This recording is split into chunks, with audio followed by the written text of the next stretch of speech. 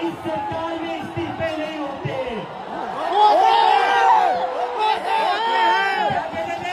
इस सरकार में इस्तीफे नहीं होते। हम कहना चाहते झुकती है दुनिया, झुकाने वाला चाहिए।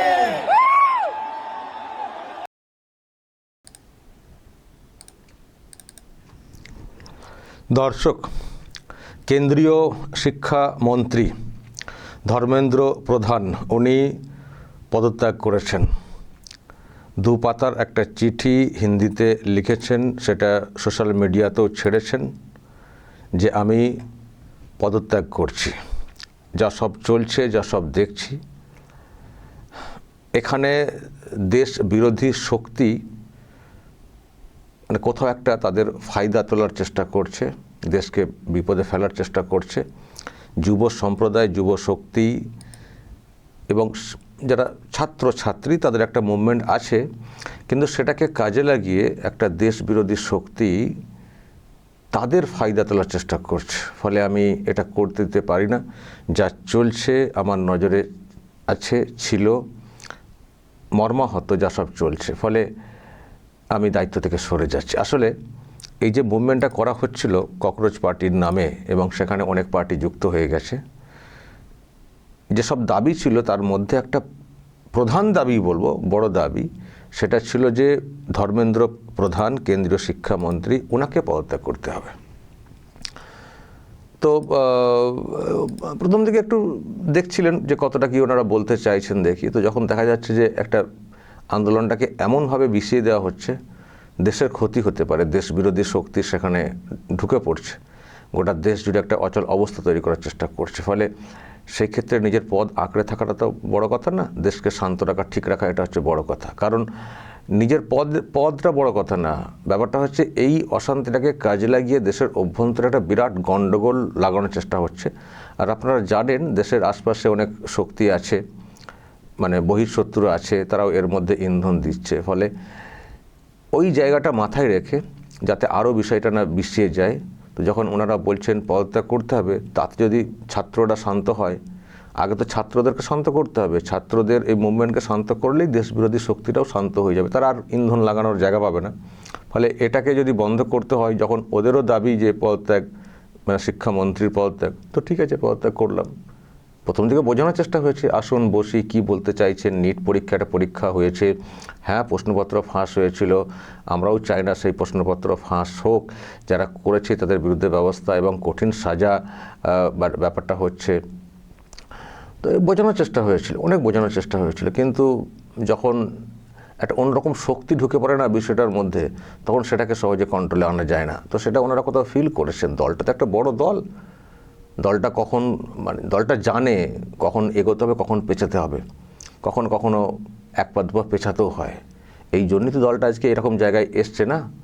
ফলে মানে পদত্যাগ মানে এটা যে বিরাট নেগেটিভ কিছু হয়ে গেল বিজেপির জন্যে, এটা ওই যারা হইহুল্লা করছেন তারা ভাবতে পারেন, যারা হইহুল্লা করছেন তারা ভাবতে পারেন বিরাট জয় ইত্যাদি, কিন্তু এটা একটা বিজেপির বড় একটা ভাবনা থেকে আর কি। ওই কখনো মানে লং রেসের ঘোড়া হতে গেলে না, লং টার্ম খেলতে গেলে সবসময় অ্যাটাকিং মুডে খেলতে হবে তা না, কখনো ডিফেন্সিভ হতে হয়, কখনো ডিফেন্সিভ হতে হয়। এটা হচ্ছে বিজেপির ডিফেন্সিভ খেলা। যখন বেশি অ্যাগ্রেসিভ যেতে গেলে এটাকে অন্যভাবে ইউজ করা হচ্ছে, একটা শক্তি অন্যভাবে ইউজ করার চেষ্টা করছে, তো তখন এক পা পিছিয়ে আসতে হয়। শর্টকাটটা তো উল্টে যায়নি, শর্টকাটটা তো আছে। তো একটা দুটো যখন ওদের ডিমান্ডের মধ্যে এটা একটা আছে, ওকে চলো, যখন ওটা বুঝলো না, বোঝানোর চেষ্টা করলাম, ঠিক আছে পদত্যাগ করলে যদি শান্ত হয় শান্ত হোক। অ্যাকচুয়ালি শান্ত তো করতে হবে ওদেরকে না, নিশ্চয়ই সরকার পক্ষ বুঝছে যে কারা এসব ইন্ধন দিচ্ছে। তো সেটা মাথায় রেখেই ধর্মেন্দ্র প্রধান নিজেই পদত্যাগ করেছেন বলে বলছেন, নিশ্চয়ই দলের তরফ থেকেও একটা চর্চা হয়েছে, তো উনি পদত্যাগ করেছেন। কিন্তু এরপর দর্শক যেটা আমি লক্ষ্য করছি, এই যে ইনারা সব লম্পঝম্প করছেন তো ককরোচ পার্টির, আমি দেখছিলাম এটা বলার পরে ওনারা বলেছেন আমরা এখনই উঠবো না, আমাদের আরও সব দাবি আছে। কি দাবি? আগে তো আরও দুটো দাবি শুনছিলাম, একটা হচ্ছে কি যারা মারা গেছেন, সুসাইড করেছেন প্রশ্নপত্র ফাঁসের জন্য। আমি জানি না কেন এগুলো হয়, প্রশ্নপত্র ফাঁস, এটা তো অতীতেও অনেকবার হয়েছে। ছেলেমেয়েরা যারা মেধাবী, আবার তো পরীক্ষা হবে, তো তার জন্য তৈরি হব, পড়াশোনা করব, যারা গার্জেন আছেন তারাও তাদেরকে আরও উৎসাহিত করবেন। যে কোনো জিনিসের একটা সবসময় দেখবেন একটা নেগেটিভ পার্ট থাকে, নেগেটিভ পার্টেতে যদি আমি নিজেকে শেষ করে ফেলি এটা তো ঠিক না, সেই জায়গা থেকে বেরোতে হবে। বলুন তো দর্শক, আপনাদের জীবনে কখনো মানে খারাপ সময় আসেনি? কখনো বিরক্তিকর সময় আসেনি? কখনো হতাশার সময় আসেনি? আপনারা কি সব সুসাইড করে ফেলেছেন? খারাপ সময়টাকে জয় করে এগিয়ে যাওয়াটাই তো মনুষ্যত্ব, সেটাই তো বুদ্ধিমানের কাজ, সেটাই তো মেধাবীদের কাজ। যা আর কি হলো না, মারা গেলাম। আমি জানি এরা কীভাবে ছেলেমেয়েদেরকে বড় করেছেন গার্জেনও দায়ী আছেন এর জন্য। খারাপ লাগবে অনেককে শুনতে, কিন্তু ছেলেমেয়েদেরকে ছোটো থেকে একটা জিনিস শেখাবেন। আমি আমার নিজের পরিবারের ছেলেমেয়েদেরকে শেখাই যে জীবনের মৃত্যু ডেকে আনা এটা কোনো বীরত্বের কাজ না। মৃত্যু ডেকে আনা, ইচ্ছা করে আমি মারা যাব, অমুক তমুক স্বেচ্ছা মৃত্যু, এটা কোনো বীরত্বের কাজ না। মৃত্যুর মতো পরিস্থিতি তৈরি হয়ে যাবে, সেখান থেকে বের করে আনবো নিজেকে, এটা হচ্ছে বীরত্বের কাজ। আর যদি খুবই জীবন দেওয়ার ইচ্ছা থাকে, যান না একটু সীমান্তে, যান না। যারা আজকে দেশকে অশান্ত করার চেষ্টা করছে, দেশবিরোধী শক্তি, তো তাদের পাল্লায় পড়ে এসব করছেন। তো এত যখন জীবনকে তুচ্ছ করতে চান, তো দেশকে বাঁচানোর তাগিদে একটু সীমান্তে যান না, বর্ডারে সোলজারদের সঙ্গে একটু পাহারা দিন না, বহিঃশত্রুর সঙ্গে লড়াইটা করে জীবনটা খরচ করুন না। সুসাইড কেন? আমি সুসাইডের পক্ষে মোটে না, একেবারেই না। আর আমি আমরণ অনশন, যেটা ওয়াংচুকের অনশন নিয়ে কথা বলেছি, আমি আমাকে এ নিয়ে আমার বিরুদ্ধে কেউ হয়তো বলেছেন, আমার দর্শকরা হয়তো কেউ বলেছেন, আমি এখনও বলছি আমার অবস্থান, আমি আমরণ অনশনের পক্ষে না। জীবনকে ওইভাবে বাজি রেখে করা ঠিক না। আমি ব্যক্তিগতভাবে পছন্দ করি না। আমি এটাকে ব্ল্যাকমেল মনে করি, ব্ল্যাকমেলিং করা আমি পছন্দ করি না। সেটা আপনারা আমার বিরুদ্ধে মত দিতে পারেন, আপনাদের স্বাধীনতা আছে। তো এখন যে আরও যে দুটো দাবির কথা আমি বলছি, তো দুটো দাবি ওনারা যেটা করতে চাইছেন, একটা হচ্ছে যে এই যারা মারা গেছেন সুসাইড ইত্যাদি, তাদেরকে কত 1 কোটি না কত করে টাকা দিতে হবে পরিবারগুলোকে, এরকম একটা দাবি। আর যত কেস হয়েছে, এই যে সব ভাঙচুর সব হয়েছে না, পুলিশকে মারধর ইত্যাদি, সম্পত্তি নষ্ট, এতে যা হয় পুলিশকে তো অ্যাকশন নিতে হয়, কেস টেস করতে হয়, দমন এই ধরনের বিষয়কে দমাতে গেলে একটা ব্যবস্থা নিতে হয়। সব কেস নাকি তুলতে হবে। আমি জানি না সরকার পক্ষ কী করবে, আজকে মিটিং আছে বলা হচ্ছে, সেটা সরকার ভাববে। এর পাশাপাশি যেগুলো এখনও বলছেন আমরা শুনতে পাচ্ছি, যে অফিসার এই করেছেন, সামনে ছিলেন, প্রত্যেকে পদত্যাগ করতে হবে, বিভিন্ন র্যাঙ্কের সব পদত্যাগ করতে হবে। এখন দাবিটা আরও বেড়ে গেছে, এটা হবে, এটা স্বাভাবিক। এইসব ছেলেরা তো নিজেদের আওকাত বুঝতে পারেন না, আবেগী ছেলে তো, অল্প বয়স, আবার নাম দিয়েছে ককরোচ পার্টি, সত্যিই ককরোচের মতো। মানুষ হলে তাহলে তাদের আজকের পর থেকে এইখান থেকে সরে আসা উচিত। যখন দাবি ছিল শিক্ষামন্ত্রীর পদত্যাগ, যদিও আমি এতে কি সলিউশন ওনারা পাচ্ছেন আমি জানি না। শিক্ষামন্ত্রীর পদত্যাগ করে কী লাভটা হলো? শিক্ষামন্ত্রীর পদত্যাগ সরকার পড়ে গেল নাকি?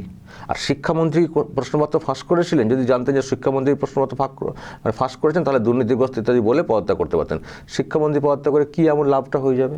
শিক্ষামন্ত্রী উনি থাকলেও যেভাবে প্রোটেকশন নেওয়া হচ্ছে প্রশ্নপত্রের, সেটাই হতো, আর এখন উনি চলে গেলেও সেটাই হবে। উনি থাকাকালীনও যে নতুন বিল আইন করা হচ্ছে সেটা হতো, না থাকলেও ওটাই হবে। তো কী লাভটা হলো ওনাকে পদত্যাগ করিয়ে? তো ঠিক আছে, যখন দাবি ছিল পদত্যাগ, ওনারা পদত্যাগ করেছেন।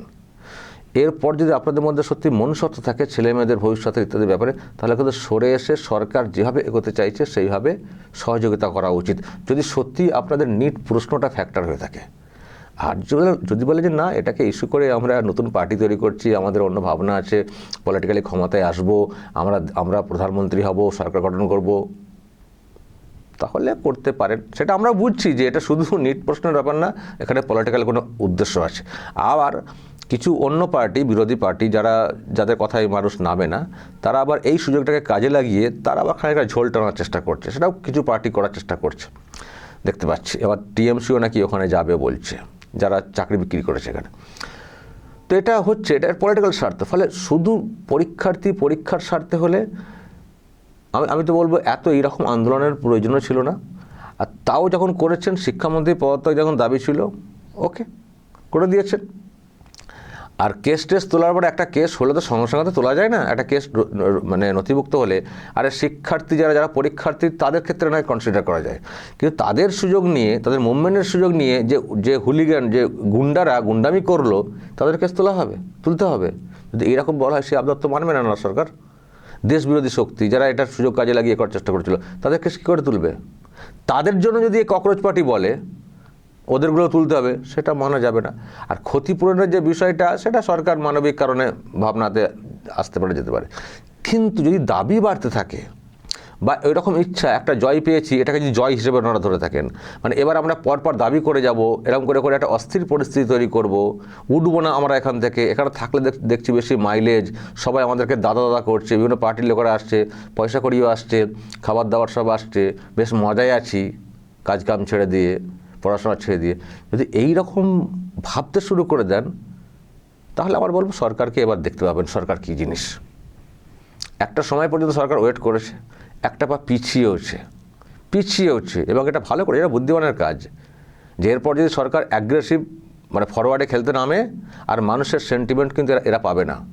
যদি এই সরকারের এই অবস্থান, মানে মন্ত্রী পদত্যাগের পরেও যদি এনারা এইসব চালিয়ে যান, গোটা দেশ জুড়ে অশান্তি পাকানোর চেষ্টা করেন, সরকারও পরিষ্কার বলতে পারবে না যে দেখুন ওরা এই দাবি করেছে, সেগুলো মানলাম, এখনও দেখো ওরা বসে আছে। নিশ্চয়ই ওদের অন্য কোনো ধান্দা আছে, অন্য কোনো উদ্দেশ্য আছে, ওই পরীক্ষার্থী ব্যাপারটা না।